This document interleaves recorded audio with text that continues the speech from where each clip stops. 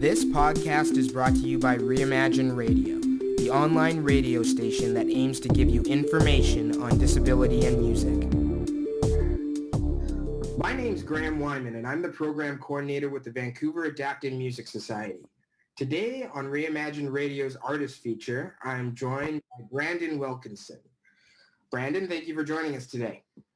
Thank you for having me, Graham. Oh, no, my pleasure, my pleasure. You doing well?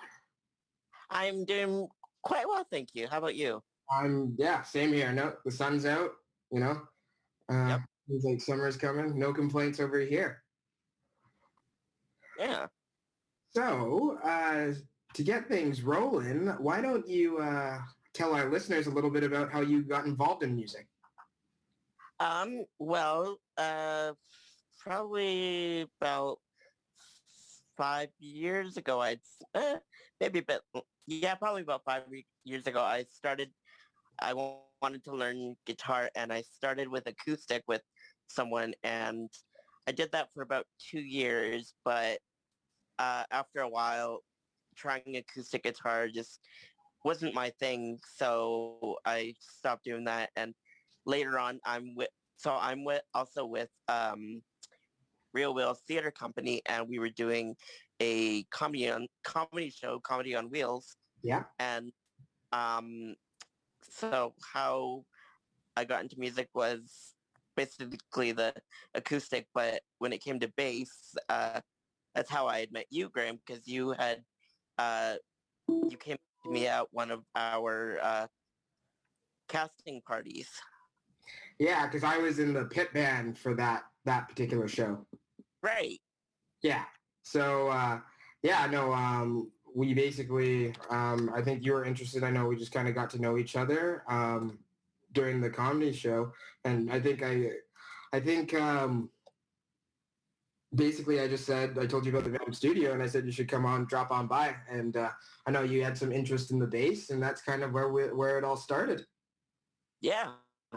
Yeah, I believe that's correct. Yeah. Now, what were some of the challenges that you found playing the guitar? And maybe you could let our listeners know about what type of disability you have. Well, I am completely blind. I'm a paraplegic, so I use a power chair on a daily basis. I have spina bifida, scoliosis, all that fun stuff.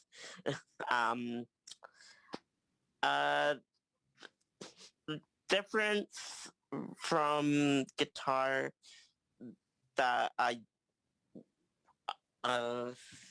reason why I stopped guitar is because I guess just playing the chords on a regular acoustic guitar, you have to strum like multiple at a time when it comes to playing a song, which I could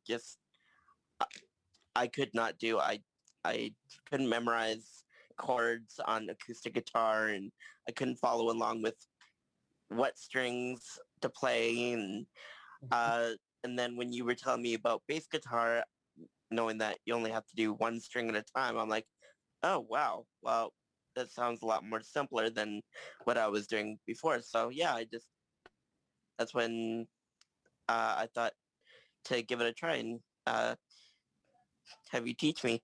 Yeah. So no, and I mean, hearing what you had encountered, the challenges with the guitar, I instantly thought, something like bass might be right much more up your alley. And Yeah. So and that's when we came in, and so I guess why don't I'm happy to. Why don't I tell our listeners? So when Brandon and I are in the studio together, the way that I would teach Brandon is I tell him about the strings that go, for instance, from the E string would be string number 1. Then the A string, the second string down, would be string number 2. D string number 3, and then 4.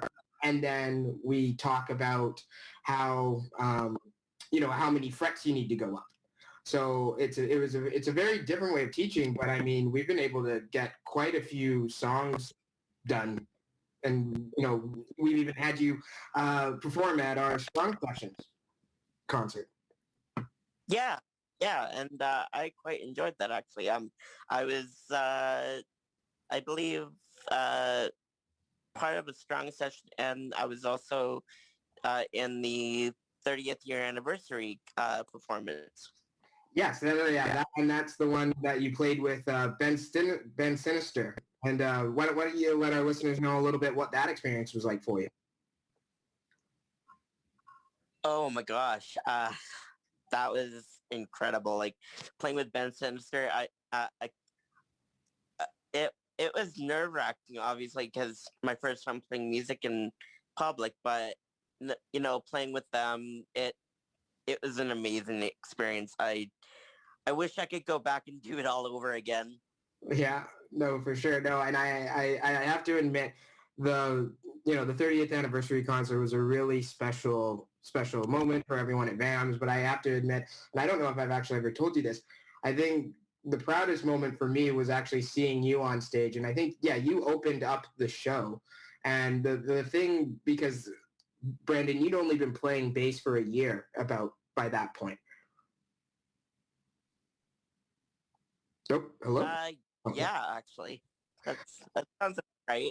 Yeah, so to see you how far you had come and the piece, and because the Strong Sessions, with that particular show we had 10 performers.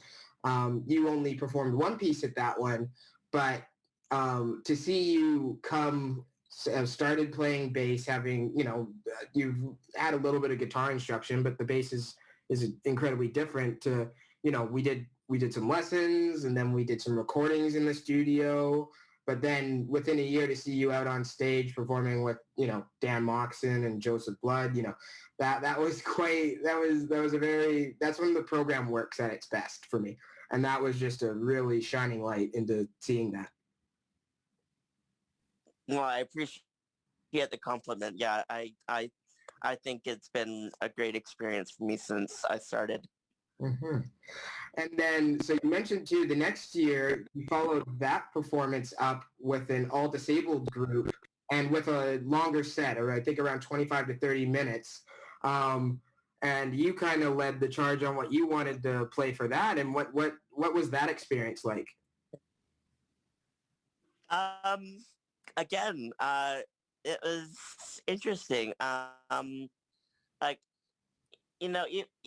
I'm sure, like even for people that have played like hundreds and thousands of times, like famous musicians, I'm sure they still get nervous and like get worried about going in front of tons of people. Like I know in those two shows I did, there wasn't like a ton of people, but I mean, it it was still pretty nerve wracking for me. But yeah, as you said, going from the first show, which I only did one song, to the second show where I did like, what was it? I believe we did like five different songs. Mm-hmm. Um, it Having to remember what song came next. It was like, okay, what song is it? And having to try to remember how the song plays on the bass guitar. Yeah. I mean, it, it it it was definitely a learning curve. Yeah, no, and I think because I think we played for this third Strong Sessions for that one, and so we had Rick on drums, we had Danny Sloan on guitar and vocals, and then myself on guitar and yourself on bass. And no, I think that was just another great milestone for you to reach, in the sense of, it's one thing learning one song, but some of the pieces that we played, like I think we played Rush's Working Man. Yeah. Did we do that Joan Jett song? I'm trying to remember. Yes, we did. Yeah. Uh, I'm we trying did to. "Hungry Like the Wolf" by Duran Duran. Right. That was actually a really fun one to do. Yeah, that one I enjoyed. We did "I'm All Right" by Kenny Loggins. Yeah. Yeah. Which actually that was the very first one I did in the very first concert when I was with the Ben Sinister band. Yeah, and we gotta say Dan knocked those vocals out of the park. Yeah, no, and then I think one of the we did we do a Leonard Skinner one, right? Sweet Home Alabama. Right. Yeah. Yeah, Yeah, we did. yeah, no, and that was, I mean, it was. I think it was interesting. I think my favorite, actually, having learnt it and just going through it, was "Hungry Like a Wolf." I think it even had like a little guitar solo in between, and yeah, no, that was I think that was my favorite one, and you definitely laid down the groove for that. Oh yeah, I think definitely the most challenging one for me was when it was Working Man by Rush. That was definitely a very intense song to learn for me. Yeah, no, well that one also has like a ton of changes, and Yeah. and it's quite fast compared to the other ones. Yeah, I can definitely say I think it was from Working Man. I definitely had the blister to prove that I was working hard on it. Yeah, yeah, no, that's great. That's funny. And then so what one thing actually, because I was speaking with Dave Symington recently, but you were a part of the latest Wheels production, Tune In Voices, right? Uh, yeah, real was Tune In. Yeah. Yeah, and what was that experience like? Oh my gosh. I can't even begin to explain what that was like. Because how it was started, we had started just as the pandemic had started, and we were going from some people coming into GF Strong into the gym, and some of us not being able to get out of their house, so they had to resort to going on Zoom, Mm-hmm. which included me. I couldn't go anywhere because that's when uh, things just started going bad. But I I think going and doing that on Zoom, like just doing the whole performance virtually after so long when the pandemic just got so bad that we couldn't meet in person, it was definitely an interesting experience for all of us. Um, Learning about, I guess, I guess you could say we had a new respect for technology. No, for sure, right? No, it's amazing the time we live in. Yeah, that's for sure. And so yeah, and then you guys you had two performances, I believe, back in May. Yeah, one was on May 5th, and the other, which was the same show, on May 14th. Hmm. Hmm. Now, I guess this question just came up to me right now, but what do you not that you say have a preference, but how would you prepare going into doing acting versus for a musical performance? How do you kind of change your mindset for that? Uh, oh gosh. um, Put you on the spot. yeah, definitely. Thank you. um, oh gosh, I don't even know how to answer that. Uh, uh, Doing a musical performance with the theater, it was different because a lot of us, none of the songs that were performed were like songs already made. They were all originals by some of the performers. So, and myself, others like myself, we were just doing like backup, and Hmm. there were some scenes that were just spoken scenes. Some were just based on action, like facial features, things Okay. like that.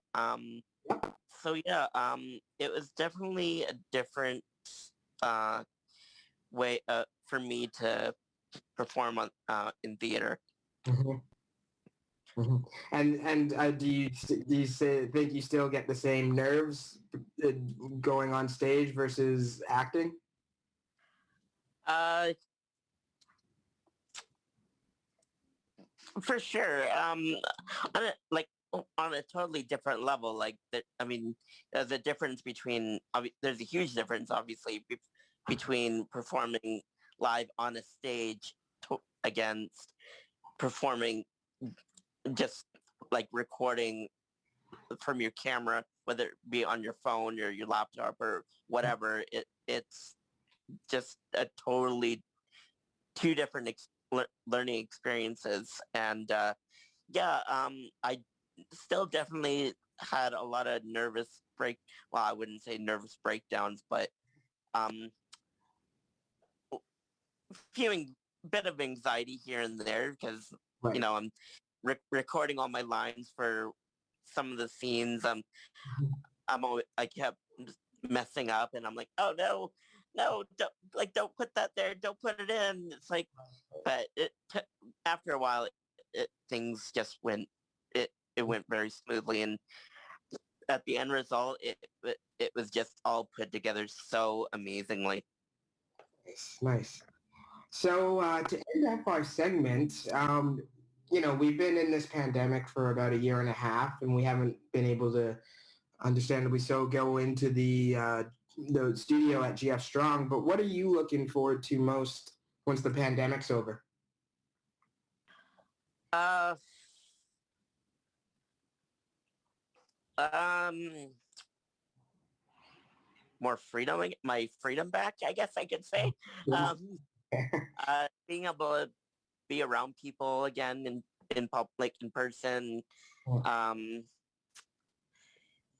Getting into the studio. just, yeah, getting into the studio, getting to see people that I haven't seen in, like you said, like a little over a year and a half. Because, Mhm.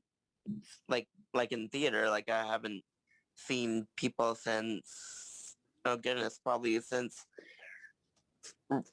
early to mid 2019. So I mean, it's quite a quite a while to not be around people, right? So For sure. Well, no, we had a conversation about this, not on this podcast, obviously, but no, just about how you and I, we can't wait to get back in the studio and just be able to get our routine going again. definitely, yeah, I definitely feel strong about just wanting to get back to normal and do the sessions actually at the studio. Yeah, Yeah, and then do some performing, I'm sure too. definitely. Yeah. Well, Brandon, thank you very much for joining us today on Reimagine Radio for the artist feature, and we'll keep in touch. And All right. Thank you for having me, Graham. I appreciate you having me on today. Of course, my pleasure. And to all our listeners out there, stay safe, keep that music flowing.